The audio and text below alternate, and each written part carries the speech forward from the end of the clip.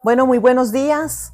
Bienvenidos a otro capítulo más de Mentes Educadoras, Diálogos Flexibles. Hoy en una gran compañía, aparte de Diego, mi compañero de este canal, tenemos un gran personaje, como se los prometimos, un gran personaje de la educación. Tenemos a José Jesús Londoño, un rector de muchos años de nuestra región, de un colegio educativo privado que ha dejado huella en el sistema educativo de nuestra ciudad. Así que buenos días y bienvenido, José Jesús. Bueno, muy buenos días, Elizabeth, muy buenos días, Diego. Bienvenidos aquí al Colegio Anglo-Hispano y a toda la audiencia de este canal. Muy buenos días. Bueno, muy buenos días, qué bueno que estamos aquí, Elizabeth. Ya nos estamos aquí encontrando con José Jesús, un referente muy importante de la ciudad, de la región, en materia educativa, especialmente en la formación de los chicos y las chicas, en un escenario diferente a lo convencional. Y cuando digo diferente a lo convencional, es porque de verdad aquí se hacen cosas muy importantes de orden formativo y de orden educativo. Entonces, muchas gracias, Jesús, por atendernos aquí. No, me siento personalmente muy honrado porque a Jesús lo conozco hace mucho tiempo. Como cosa rara, fue mi alumno en neurociencias. Extrañamente, todo lo que nos encontramos somos alumnos de Diego. Sí, bueno, entonces, bienvenidos. Gracias, Diego. Igual ahorita vamos a ir hablando también desde cuándo conocemos a José Jesús. Hoy el tema es de verdad muy interesante, que también nos mueve un poco de fibra. Les había prometido de pronto en un Reels que salió la semana pasada, cómo nosotros, si abordamos el cerebro más el corazón, estamos hablando de educación. Y ese es nuestro foco y nuestro centro de hoy. Eso eres tú, José Jesús. Corazón y cerebro. Eso es educación. Así que quisiéramos iniciar más bien, José Jesús, que nos cuentes un poco. ¿Quién es José Jesús Londoño desde el ser? José Jesús Londoño Osorio, ¿quién es? ¿Quién es Londoño? Muy bien. Pues bueno, esa pregunta cada vez que nos la hacen resulta siempre muy difícil porque de uno siempre tendrá o mucho que decir o poco que decir. Yo podría resumir que soy un educador por vocación, por convicción y por formación. Por vocación, porque todos nacimos con un llamado a hacer cosas buenas para uno y para los demás. Digo primero para uno porque nadie da lo que no tiene. Esto, definitivamente, de ser educador, se debe llevar en las venas. Por convicción, porque estoy convencido que eso es lo que he querido siempre. Y por formación, porque maestro que no tenga una estructura científica para hablar, para hacer planes y para proyectar, no podrá dinamizar este proceso tan exigente, tan comprometedor y tan divertido que es la educación. Hay una, si lo podemos llamar, una predisposición como para hacer cosas. Por eso hablaba en un comienzo de por vocación. Eso pues, entendía la vocación como un llamado a, y ese llamado a estaba como muy dirigido hacia ejercer esa profesión y ejercerla desde muy niño y de una manera como muy innata, muy inconsciente, muy de la vida real, muy natural. Yo creo que todos en la infancia, esos fueron nuestros juegos, asumir roles desde, inclusive jugábamos a ser mamá y papá, jugábamos a ser médicos y también jugábamos el rol indiscutible a ser maestros y profesores. Sí, seguramente porque igual en nuestra infancia, pues obviamente nos encontrábamos en un medio escolar y era como lo más fácil de imitar, entre comillas, diría yo, porque todos jugamos a eso, a ser profesores, a ser maestros.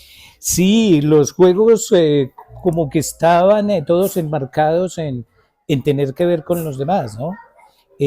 Había más tiempo, más disposición, más actitud de entrega hacia otros. Además, uno veía las familias más unidas. Y eso de las familias más unidas, había más presencialidad, había más posibilidad como de reproducir esas buenas acciones que muchas generaron improntas en nuestras vidas, ¿sí? Casi que uno sentía la necesidad de transmitir ello. Ustedes recuerdan, bueno, Elizabeth es más joven que nosotros, pero recuerdan cuando las líderes de los sectores daban catequesis a los niños para prepararlos para la primera comunión. Las abuelitas que asumían ese rol eran las catequistas y uno quería imitar esas personas que se convertían a veces como los modelos de esas comunidades. Es verdad. Existía como ese afán de transmitir, de compartir. La gente era más tranquila y tenía tiempo para dedicarse tiempo a ellos mismos y a los demás. Yo diría que esa fue una época propicia, una época que permitió como hacer más natural esta profesión, ¿no? Sin embargo, si uno se ubica hoy en día, ¿por qué nuestros jóvenes, nuestros estudiantes no quieren ser profesores? ¿Por qué no sembrar desde ya, cierto? Ellos no son conscientes de la importancia que tiene este rol, por ejemplo. ¿Por qué no escogen dentro de sus carreras y su gama de proyectos de vida? Nunca están pensando en que quieren ser maestros. Si nosotros desde pequeños estamos jugando a eso, y si desde ahí seguramente viene esta vena de la educación, de amar la educación y de eso, yo quisiera, José Jesús, que nos ampliaras un poco, por ejemplo, en qué momento de tu etapa escolar llegaste a considerar de pronto en qué año, en qué grado y por qué es cierto que tu proyecto de vida sería la educación. Llegaste a contemplar que en esa trayectoria educativa definitivamente te ibas a dedicar a ser educador. Muy bien, en eso que comentábamos que había más tiempo para interactuar con la familia, tenía uno más oportunidad de dialogar con los papás. Y los papás sí se centraban mucho y se preocupaban muchísimo por el futuro de sus hijos. Y el futuro inmediato era en qué ocuparse para tener independencia personal y continuar con su proceso formativo. Tú ahora hacías una pregunta y tenías alguna inquietud, relacionadas alguna inquietud con respecto a por qué los jóvenes de ahora no quieren ser maestros. Desafortunadamente la imagen del maestro como maestro se ha desdibujado muchísimo. Esa imagen del maestro formador, del maestro trascendente, ha pasado como un poco a la historia. Y eso ha hecho que los jóvenes no quieran pensar de pronto en una carrera que ven poco trascendente o que no representa en la sociedad como una profesión digna de ser estudiada, dado que también en el entorno, por muchas razones externas, la profesión del docente terminó siendo ejercida por personas y profesionales ajenos a la carrera de maestro, que empieza con eso que decíamos ahora, vocación. Esa situación que alteró de alguna manera la profesión de ser maestro como tal, no como transmisor de conocimiento, sino como formador del ser humano y la preocupación efectiva porque esos estudiantes a su cargo tuviesen un plan formativo integral y que podríamos preguntarnos lo mismo que tradicionalmente se ha dicho, El maestro nace o se hace. Y ese maestro que nace o se hace, sí hay diferencia. El maestro que se hace, de pronto no transmite esa convicción que era muy presente en la vida del maestro maestro.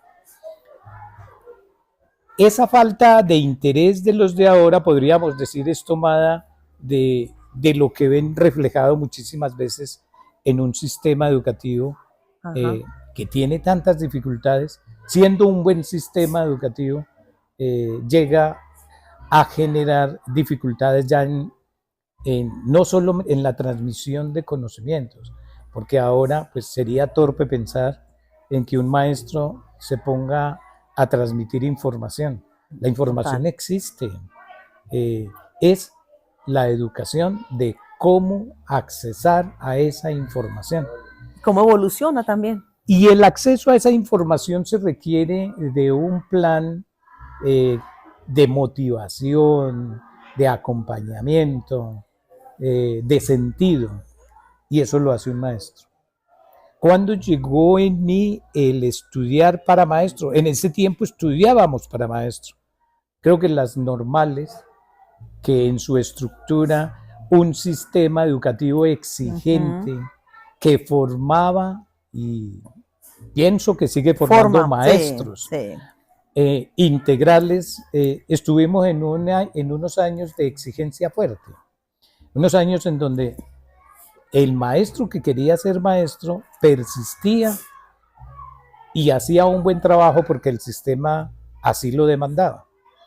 El maestro que se le exigía puntualidad, responsabilidad, primero que la vivieran ellos para luego transmitirla. El maestro que era educado en un contexto de disciplina, que es básica para lograr cualquier éxito en la vida, fue determinante.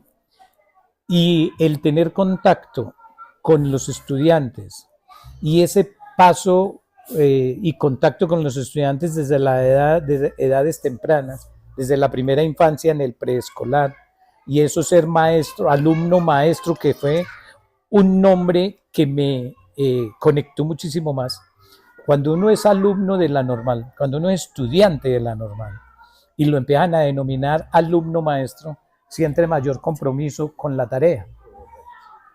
Cuando en ese mismo compromiso decían, el maestro debe ir con corbata, lo vi no como una exigencia social ni un simbolismo, sino como ese lenguaje que queríamos transmitir a los demás de la buena presentación, y que por respeto a ese grupo de estudiantes yo tenía que asumir una responsabilidad total, que empezaba con la presentación, que si bien el traje no hace al monje, sí le ayuda. Ese trasegar pues me llevó a persistir en lo mismo y a convertirme en un maestro ya hace 44 años en el ejercicio de la profesión a nivel maestro desde el preescolar, maestro en el bachillerato, profesor de área, directivo, docente, y ahora como rector de un colegio hace 35 años. Bueno, entonces llegamos a un punto muy interesante. Gadamer, el filósofo alemán, Hans-Georg Gadamer, dice: nadie forma a nadie, nadie educa a nadie. Educar es educarse, y formar es formarse. Entonces, en ese orden de ideas, a nosotros nos gustaría saber, conocer, que nos compartieras el papel de formador como rector. ¿Qué ha quedado ahí en materia de formación de los chicos y de los nuevos profesores que tienes aquí? Bueno, el papel de formador nunca termina, y diríamos que el compromiso del maestro es que formamos con la palabra y con el ejemplo. Vamos a mirar el ejemplo formativo en cuanto al ser emprendedor, creativo, al generar en los docentes, para luego llegar a los estudiantes, ese gusto por hacerlo. Yo diría que la pasión por hacer su trabajo. Total. Ese sentir lo que estoy haciendo es clave para transmitirlo a los estudiantes. Ese saber hacer, ese darle sentido a lo que se aprende y que el estudiante perciba el gusto que yo tengo por transmitir y el interés que tengo porque el estudiante se apropie de esa disposición, de esa actitud. No tanto del conocimiento, porque el conocimiento está, es de la actitud y de esa posibilidad de accesar a la información y de llegar de una manera creativa a transformarlo, a eso de que hemos dicho de saber hacer con lo que se aprende. Creo que como educador lo que hemos transmitido a los profesionales de la educación y a nuestros estudiantes es esa capacidad innovadora de no conformarse con lo que está, que el estudiante no salga a buscar empleo, sino a generarlo. Nosotros tenemos para el estudiante la posibilidad de que salgan con idiomas. Los idiomas representan una puerta abierta al mundo, pero no nos conformamos solo con el idioma inglés. También exploramos la enseñanza en francés, en portugués a partir de séptimo y como un programa de inclusión en lengua de señas. Entonces hemos transmitido a los profesores esa mentalidad transformadora en la educación. Maestro que no esté en el plan de transformar, de crear, de proyectarse, de recrearse. Entendía la palabra recrearse como volverse a hacer para dar pie a otras ideas y además de divertirse, de recrearse con lo que hacen, para que los demás sientan el gusto por hacerlo. Creo que eso es lo que hemos transmitido como colegio y no paramos, porque nos metimos en una bien grande y es esta. Estructuramos dentro del proyecto educativo institucional algo que decía que Anglo-Hispano siempre ofrecería una educación con pertinencia. Y la educación con pertinencia nos dirige a que siempre seamos creativos. Ser pertinente es educar en contexto. Y educar en contexto significa estar actualizado, aportante a soluciones a las situaciones que se dan y hacer que estos estudiantes en forma creativa y proactiva puedan hacerlo en sus vidas una vez egresen del colegio. Entonces, en ese orden de ideas, José Jesús, ¿qué le suma Anglo-Hispano a la región? Anglo-Hispano a la región lo proyecta, primero que todo, proyecta a la ciudad al mundo. Las familias que vienen de otras nacionalidades están buscando en dónde continuar el proceso o iniciar el proceso educativo con sus hijos en un colegio que les ofrezca idiomas. Y hemos encontrado que si las familias están mirando Manizales, están mirando Caldas, están mirando Villa María, porque hay una propuesta educativa que privilegia la enseñanza de los idiomas y que allí puede estar. La gente quiere venir porque encuentra dónde tener a sus hijos y educarlos bien con una proyección internacional, con una proyección a nivel del mundo, ciudadanos del mundo. Esa es la primera.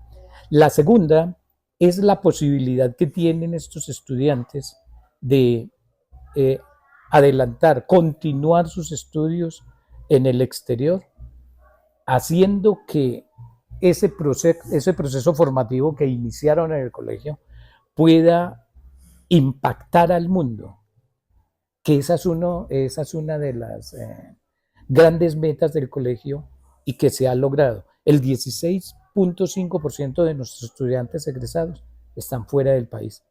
¿Haciendo qué? Cursando sus carreras universitarias de pregrado, posgrado, unos de ellos, y otros como profesionales en distintas organizaciones, en la ONU, en Disney, en la NASA. Tenemos un estudiante que efectivamente llegó allá porque tiene la posibilidad a nivel de idioma y a nivel de impacto del conocimiento. Con más idiomas, mayores posibilidades de accesar a esa información. José Jesús, tocaste, yo le sumaría algo que para mí es la huella que ha marcado la historia del anglo-hispano en nuestra región. Lo digo porque soy mamá egresada y creo que de las primeras familias del colegio. Y es que esa es muy importante todo lo que has dicho en la parte internacional, en la parte de continuidad de sus estudios a nivel del exterior, pero la base de todo, y lo dijiste al principio ahorita, y es no solamente la pasión, ahí estás hablando de cómo se educa con el corazón. Y ese corazón es lo que tiene el anglohispano en su currículo. ¿Cómo nos entrega a nosotros los padres de familia un ser humano íntegro, un ser humano, no, pues maravilloso? O sea, ahí es donde está esa formación en valores y en principios, pero que vivimos en un mundo, o sea, desde cuando mi hijo estuvo en el colegio, que fueron algunos añitos, porque no sumemos, pero sí, los padres de familia, desde ese entonces y hasta hoy, pues todos trabajamos todo el día. Y uno dice, la educación de los padres de familia no colaboran en las tareas de los colegios, ¿cierto? En toda esa gestión escolar, y necesitamos que los padres de familia se comprometan. Pero si los padres de familia están trabajando, ¿sí? ¿Cuándo el colegio entonces acompaña al padre de familia en su trabajo para que también haya un compromiso así equitativo? Entonces, eso no se da. Pero cuando uno tiene la tranquilidad de tener los hijos en un colegio donde la formación integral es realmente eso, es que hoy con la política de gobierno inclusive, que estamos en ese boom de hablar de formación integral, pero hablamos de una formación integral solo desde el deporte, desde la música, del arte, que es súper importante, ¿sí?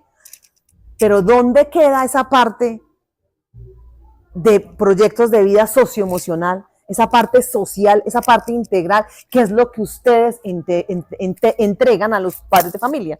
Yo vivía feliz y soy súper tranquila, o sea, mi hijo donde quiera que esté, donde quiera que trabaje, es un legado del anglohispano, en su forma de ser, en su compromiso en el trabajo, en su responsabilidad, en ese ser humano maravilloso que formaron no solamente nosotros como padres de familia, obvio, sino ustedes como colegio.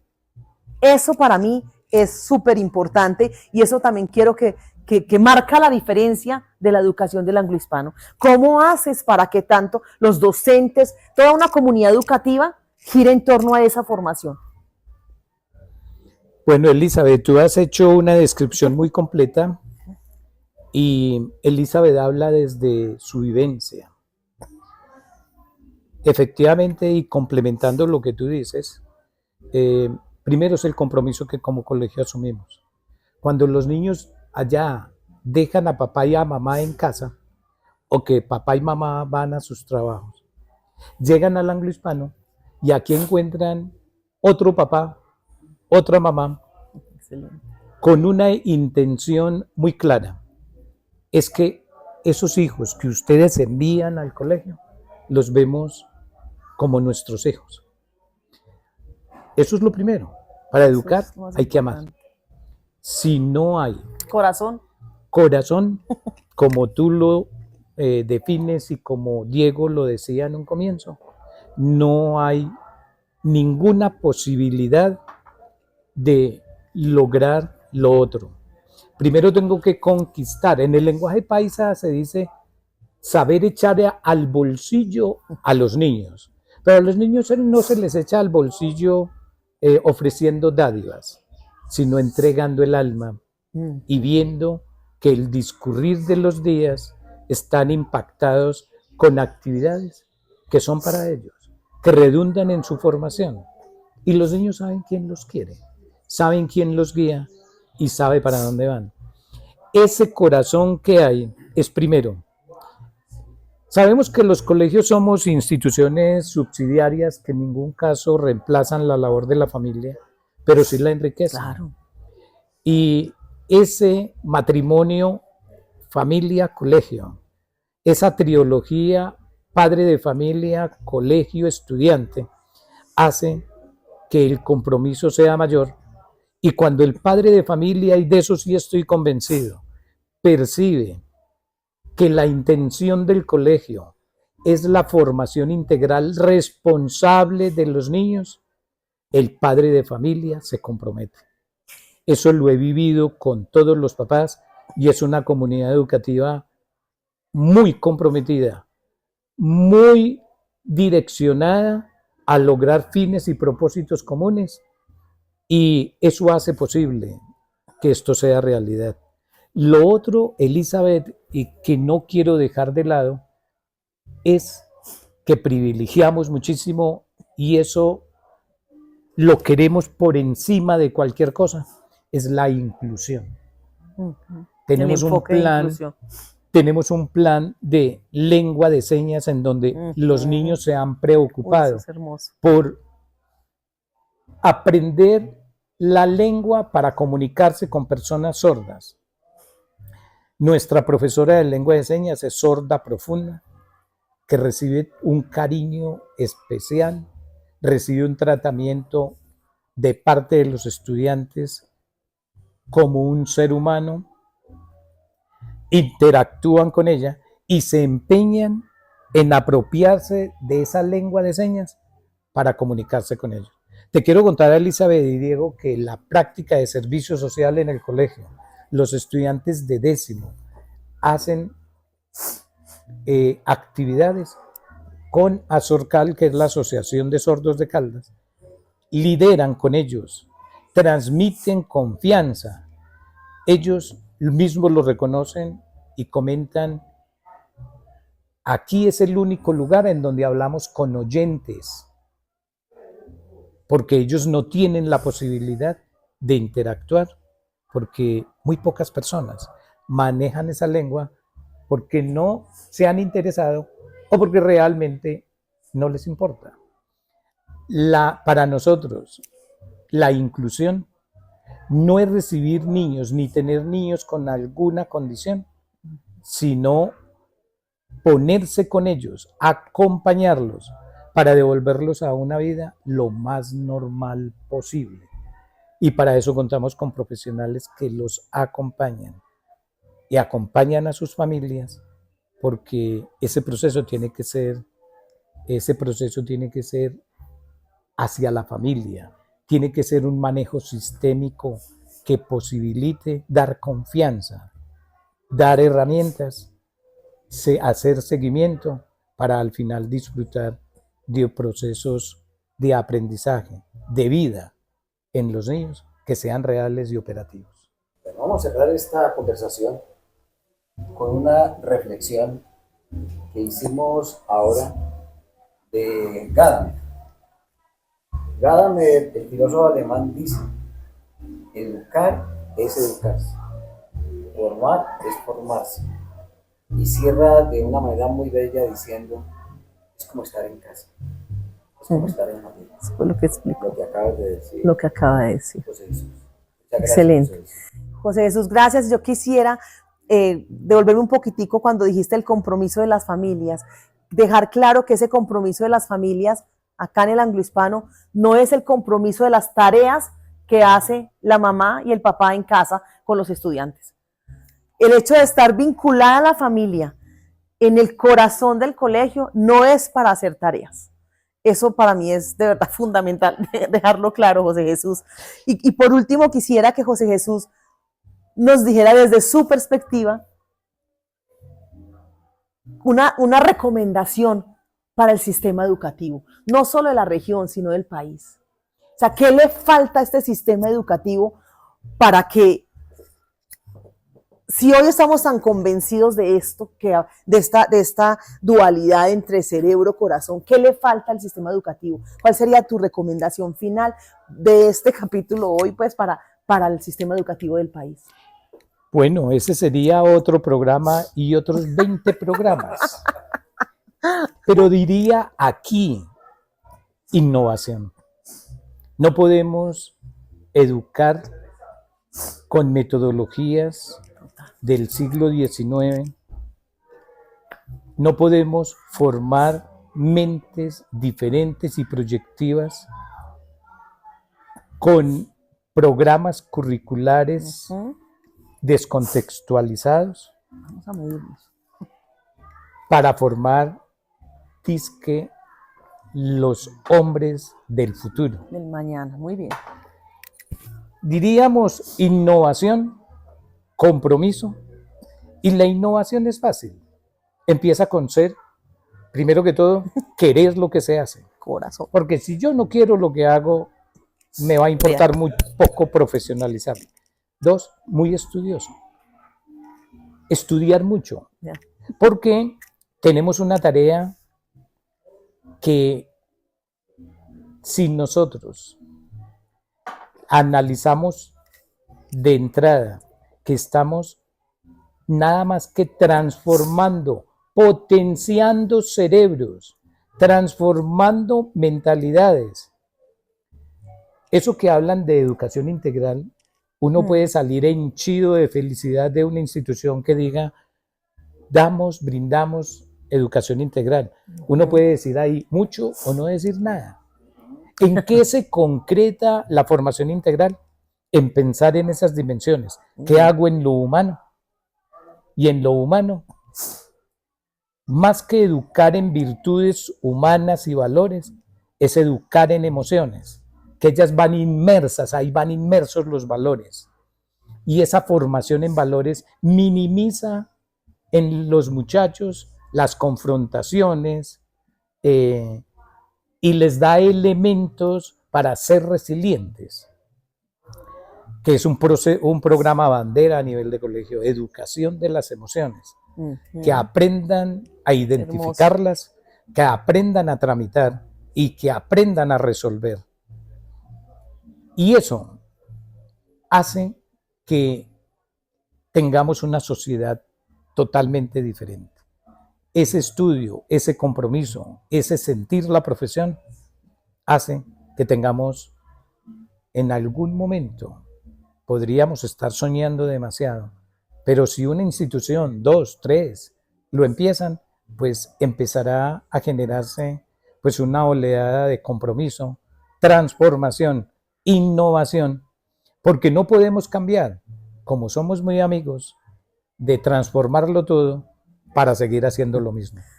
Si queremos transformarlo todo, entonces adoptemos conductas transformadoras también. No podemos hacer lo mismo para esperar resultados distintos, decía Albert Einstein. Y desde ese punto de vista, creo que sería el gran comienzo. Y por allá, por ese mismo lado, transitarlo. No de la misma manera, porque volveríamos a la rutina. Siempre serán cosas, retos grandes, y para retos grandes, soluciones grandes, posibilidades grandes y acciones grandes. Y eso lo hace solamente un maestro que se comprometa consigo mismo, que es educarse para educar, formarse para formar. Gracias, José Jesús. Gracias, Diego. A todos nuestros a toda nuestra audiencia, por favor, síganos en nuestras redes. Esto fue Mentes Educadoras, Diálogos Flexibles, y hoy con ustedes Diego Villada y Elizabeth Pacheco. Los invitamos a que sigamos Cerebro y Corazón igual educación. Un abrazo para todos.